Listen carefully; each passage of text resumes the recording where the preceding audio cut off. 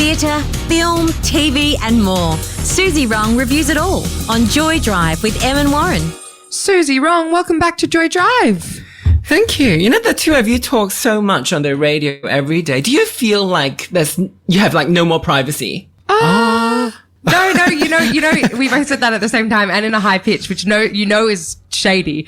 I think we have moments where we talk off air.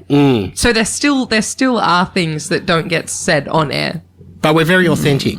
Yeah, because I think through the months and years, we kind of feel like, just from little bits that you drop in, we kind of feel like we know you so well. I know. And I mean, likewise. that's the idea, exactly. And I feel like we definitely do connect. Yeah. How many people know you have a riding whip on your wall? We do. And so does a few 100,000 people in Melbourne. And around Australia. Hang on. It's national. The iconic riding crop. Yeah, that's right. It truly is. Suzy, you set us homework each and every week. What did we watch this week? Sex Diaries is a new docuseries streaming right now on Binge based on a column in the New York magazine that features different individuals living in New York and their very personal stories about sex, dating, and life in general. There are only 4 episodes in total, each with 2 personalities who allow cameras into their lives for a couple of weeks for a no-holds-barred look at their attitudes towards sex. These 8 people range in age from their 20s to their 40s. Some are straight, some are queer, some are conventional, but most of the subjects have unusual ways of navigating sex and love.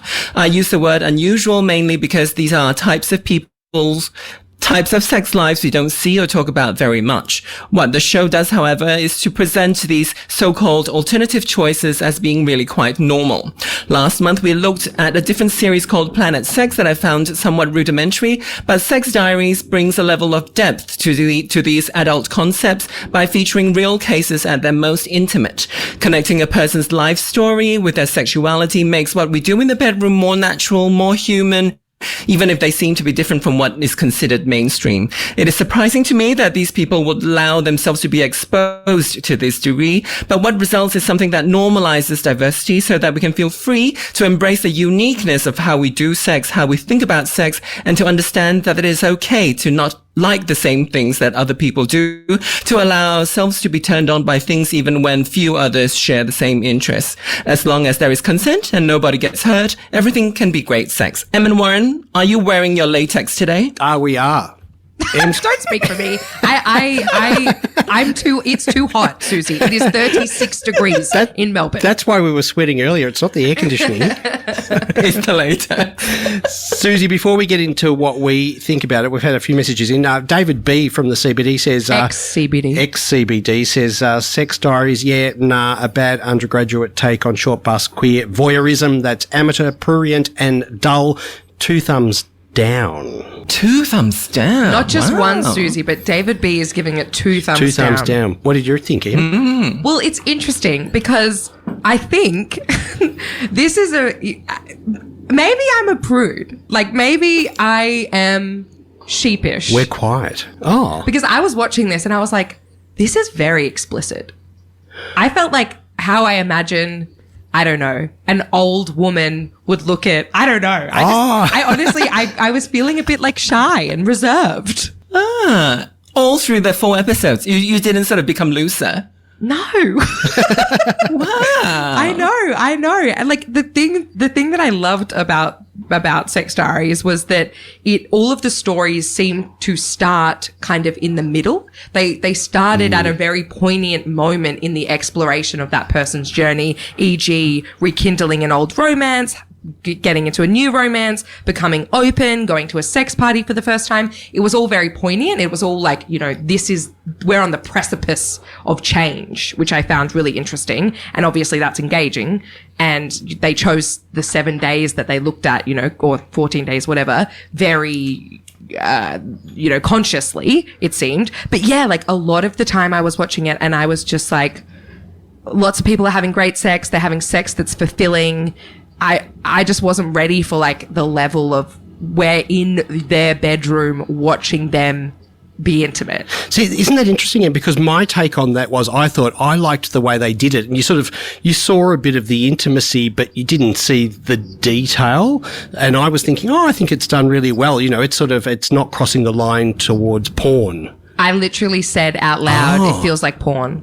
Isn't that interesting? And it's great that we all have differing opinions here. I've got to say, I loved it because I thought it was really nice to see just our relationships, the different types of relationships we have, the different types of sex we have on the TV. And it was, it was completely normalised, and I felt comfortable watching it. And I've got to admit, I liked it. There was the podcaster, I think it was going through all different casual relationships. And I thought, as a gay guy, I feel like that's a phase.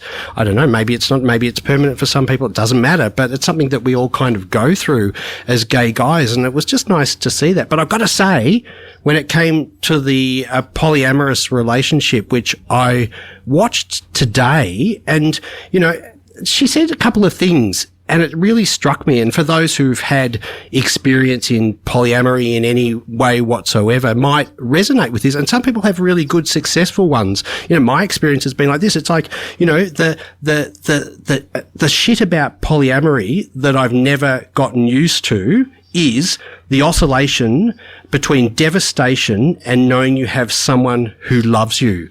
And I thought, wow, that was really interesting. And she was so upset. She was in this relationship, but it was out of her control as to whether she had access to love or not by the third person. It's great. I think the best thing about this series for me is the way it looks at such unusual ways of life, and then not ever feeling like you're judging. I feel like it must be quite a skillful thing to do, to talk about these things that are so out of the box. And you feel like, I'm really listening. I'm really paying attention, trying to figure out what makes this person tick and why do they experience love and sex in such an unusual way. Or I shouldn't say unusual, just different from me. And not feel any judgment over them. I think that's really great, because whenever we do stories, TV shows and things like that about sex, there's always a hint of like, that's a bit odd. I wouldn't do that. And, this person might be a little bit damaged or something. Yeah, or but it's not normal.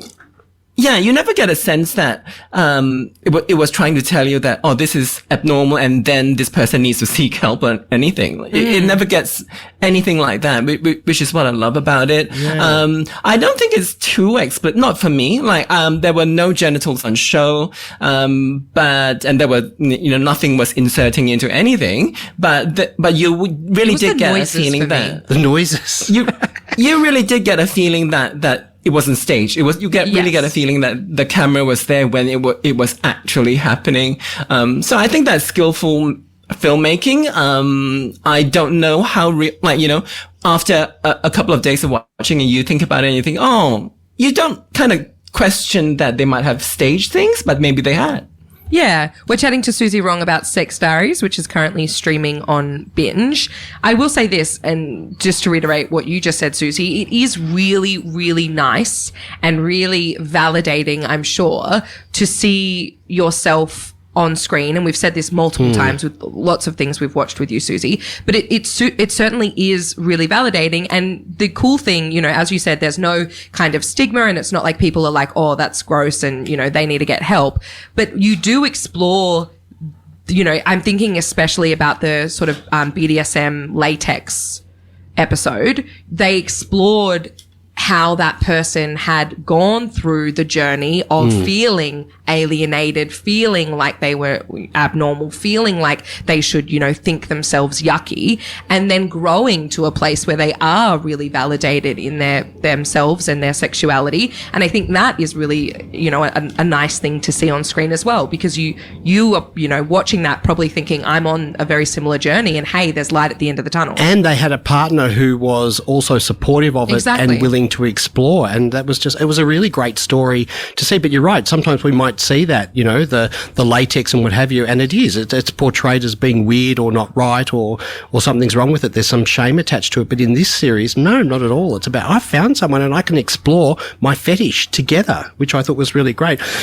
I've got to admit, Em and Suzy, I got to episode 4 today, and I wasn't emotional throughout the whole series, and I can see where David B's coming from in some sense, but I wasn't emotional. But episode 4 got me today, and I think it was the ice cream truck driver, who was in episode 4, and you could see that, you know, she'd struggled throughout her life, and she didn't know how to have relationships. And I just thought, wow, a lot of us, you know, we don't have those role models, do we? We don't necessarily know how to have relationships, and we don't necessarily have, some of us don't have good parents that model good relationships. And she struck me as one of these people, and her partner was trying to say, you know, there's something wrong, you know, we need to fix it. And I just love the way she said, if there's anything that I need to fix, don't you think I would have fixed it ages ago? And I thought, wow, that's right. There's nothing wrong with us. We're just reacting to the way that we were brought up and our experiences.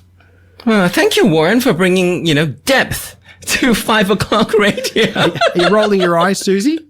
No, there's a lot of depth in the thing. And, you know, when I was writing my, you know, my bit about this show, I thought, we only see them for about 10, 15 minutes, but you just feel like it's so deep. It goes so deep. And you're right. You go in the middle of when things are happening. But, you know, all our lives, things are always happening. There is never a clean start, clean end. We are always in the process of anything. So if the documentary is being frank, it's always dropping in when things are happening, when life is happening. So I think just even though you feel like you only saw them for 12 or 15 minutes, I actually find that a lot of the resonances are really deep and in a way really unusual. I think because we so rarely get to see people at that kind of space. It's so private. It's so private. I will never allow anything of that degree into my life. And I think it's interesting that these people are able to expose themselves. And I do think that many people will get a lot out of it. Yeah, absolutely. How great that they were open enough to explore themselves and what they love and truly be open to the process, because now people can watch that and be like, hell yeah, that's me. I see me, you know, and feel united in their own journey or wherever they are. You know, I would really love to see a conservative married couple in the series. Oh, that would have been see what their sex life is like. That would have been great. You never know. But one thing, you know, it got me thinking as I was watching it, and because I do deal with what it's like to be in the world of dating apps, you know, the grinders and the scruffs, etc. And, you know, you see people that have only ever been exposed to it. And I was thinking, as I was watching, I was thinking, I'm so thankful that I got exposed to both worlds, you know, dating without any apps, and then I guess that transition to chat rooms, etc., and then to the full-on, you know, grinder and scruff apps, etc. And I'm just really thankful that I've experienced that whole spectrum, because, you know, for some people it is tough to just have everything online, and for others it's a fantastic hookup way of getting people. How much of it is dependent upon the photographs? Yeah. When you're on the app? Are you asking Do you feel me? like it's all, do you feel like it's all about the pictures? Well, I think the picture's probably the hook, is it? That gets you in. I don't know. Let's open it up. 0427 569 949. Is it all about the pictures? Back in the day in clubs and stuff, you could use a bit of your personality. Yeah. And you could say, I'm not interested in a really kind way as well. Which I suppose you instead of just blocking. Exactly. You didn't just pull down a blind in front of them at the bar. Because you know, some people are not. Like. No, but some people are not good in photographs, or maybe they just don't like photographs or something. But you know, in real life, some people are just really nice, and they might be really charming, and it's interesting to think that so much of dating has gone digital. And the you know, we talk about there's one couple in there that have just been dating, like they've just been chatting for I don't know how long, 6 months or something, and then you see them meet, and we won't spoil it, but the awkwardness about meeting for the first time, and then you've spent all this time dating someone online, you meet 6 months later, and then you straight away, what if we're not good in the bed, comes up. Like that one, I saw it coming. I was like, oh, this is not going to end well. You have to watch it to find out what it is. We are talking about Sex Diaries, which is currently streaming on Binge. Suzy, what are we watching next week? Everything Everywhere All at Once was my favorite film last year. Starring Michelle Yeoh and Ke Huy Quan. And it's because it's Chinese New Year next week, I thought we'd have a look at a Chinese family story involving their lesbian daughter. Everything Everywhere All at Once is available on Binge and Amazon Prime Video. Em, you sound really excited. I've already watched it twice, so my homework is so exciting. I'm so thrilled, Suzy. What a choice. Cannot wait. So many things to say. I'm glad. See you next Tuesday. Thanks, Suzy. Joy Drive on Joy 94.9 FM in Melbourne, Joy on your digital radio, iHeartRadio, TuneIn.com or the Joy app. No matter where you are, you can always take Em and Warren with you.